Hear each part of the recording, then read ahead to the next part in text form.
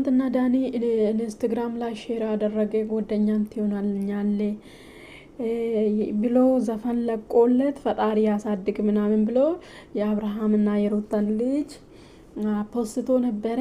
ስለዚህ መነጋገራ እያረጋችሁ ሌሎቹ መጀመሪያ ብለን ነበረ ልጁ የአብርሃም አይደለም፣ ልጁ እኮ ተወልዷል። አሁን እኮ ዲኤንኤ የሚባል ነገር የለም፣ መወዛገብ የለም።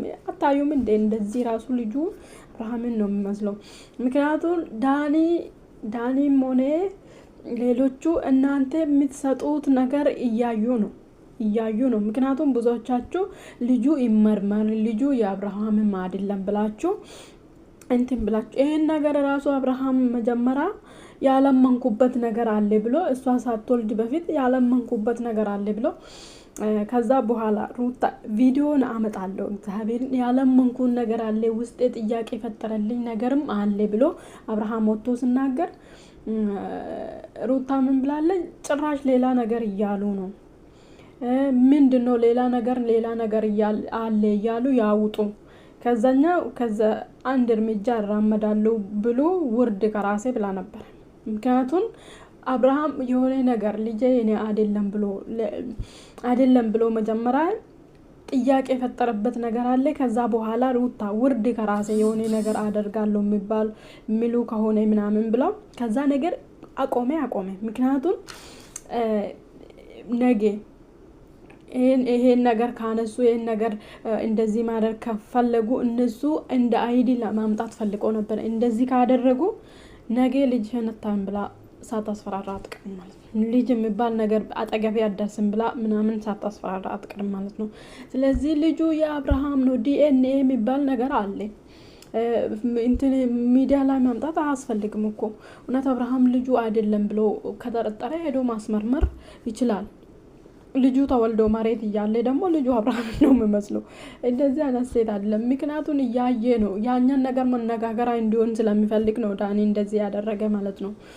ብዙዎቻችሁ ደግሞ ምን ማለት ነው ምንም ማለት አይደለም። መነጋገራ መሆን ፈልጎ ነው። አሁን ያለበት ነገር ለማንሳት ፈልጎ ነው እንጂ ሌላ ነገር አይደለም።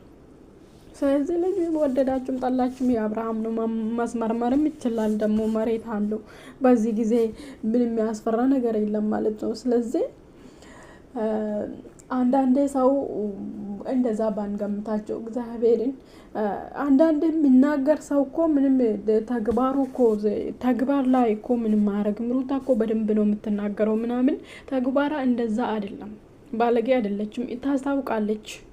ስለዚህ ምንድነው እያያችሁ ልጁ የአብርሃም አይደለም እኔ ልጁ ራሱ ይመርመር ብላችሁ እናንተ ከዚህ ስለምታወሩ እነሱ ይሄን ነገር እንትን መነጋገራ እንደሆን ፈልጎ ነው ዳኒ ሄዶ እንደዚህ ያደረጋ እንጂ ልጁ የዳኒ ነው ብሎ ብዙ ሐሜት አልነበረም እንዴ? ነበረ።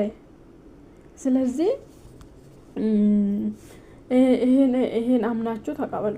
ስለዚህ አብርሃም ነገ ልጅ አይደለም ብሎ ቢያስመርምር እግዚአብሔርን ይችላል፣ ማስመርመር ይችላል። ግን ሩታ ልጁን እንደማታሳይ እርግጠኛ ነኝ። አብርሃም እንደዛ አደርጋለሁ ብል ማለት ነው እንደማታሳይ ማለት ነው። በፍጹም ማለት ነው። ሩታ ከባድ ሴት ነች። በነገራችን ላይ በጣም ከባድ ሴት ነች። ስለዚህ ሩታን አብርሃም ራሱ ተገልብጦ ይፈራታል በእውነት። ስለዚህ ዳኒ መነጋገራ እንደሆን ፈልጎ ነው እንጂ ልጁን አታንጠልጥሎ ምናምንም ልጅቷን ሐሜት ምናምን አታብዙ ምናምን በቃ እንደዛ ነው እንጂ ልጁ እንደዚህ አይተናል። አብርሃም ነው የሚመስለው። እንደዚህ መገመት አትችሉም እንዴ? ዲኤንኤ የሚባል ነገር አለ። በዚህ ጊዜ ደግሞ ምንም የሚያስፈራ ምንም የሚያጨቀጭቅ ራሱ የለም።